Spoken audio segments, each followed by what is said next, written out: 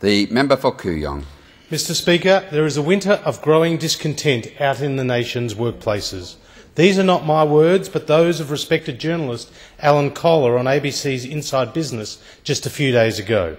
The problem for this government and our economy is that these sentiments are not unique, but shared by many. After promising with Fair Work Australia a new regulatory framework characterised by fairness and flexibility, we have seen graphic examples across the country of emboldened unions striking unsustainable wage rises as labour costs and union power increase. Vulnerable to costly industrial action, employers, particularly in the construction, energy and mining sectors, have no practical choice but to reach agreements with unions who are unwilling to consider links to productivity gains being written in. The 30% wage increase reached between the MUA and Total Marine Services in Western Australia and the CFMEU's deal with Tees at the $5.4 billion Wonthaggi plant in Victoria are two cases in point.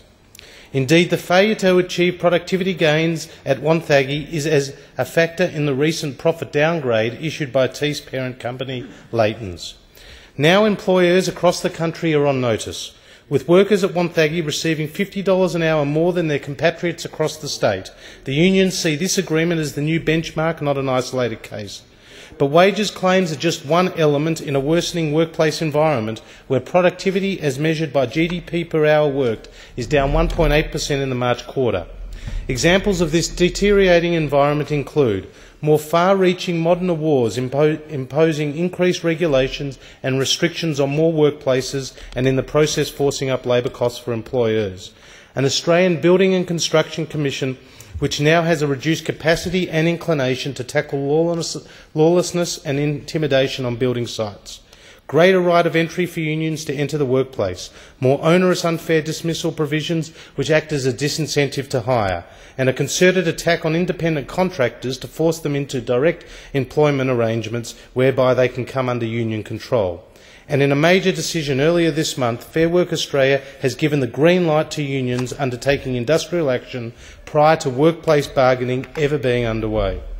While unions and the Gillard government see this as a win for workers, the Australian Chamber of Commerce and Industry see it as untenable for business and opens the door on a return to industrial chaos in the workplace.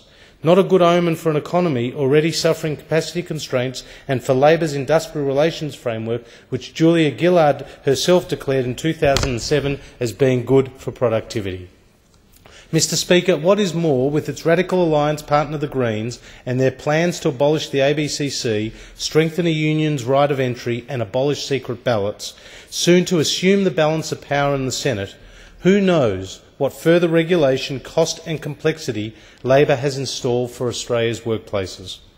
All this at a time when the OECD are imploring Australia to maintain labour market flexibility as it is critical to sustain growth. So the issue is, where do we go from here? Before the last election, the Coalition made clear that we had learnt the lessons of our 2007 defeat and that work choices is dead, buried and cremated. To this we all agree. At the same time, we remain committed to flexibility in the workplace and real productivity gains, which is at the end of the day the key to higher employment and real wages growth. We also said last year Labor's Fair Work Act is far from perfect, but it deserves a fair go. Mr Speaker, well, so far the fair go seems to be taking our economy in only one direction: higher wages and lower productivity.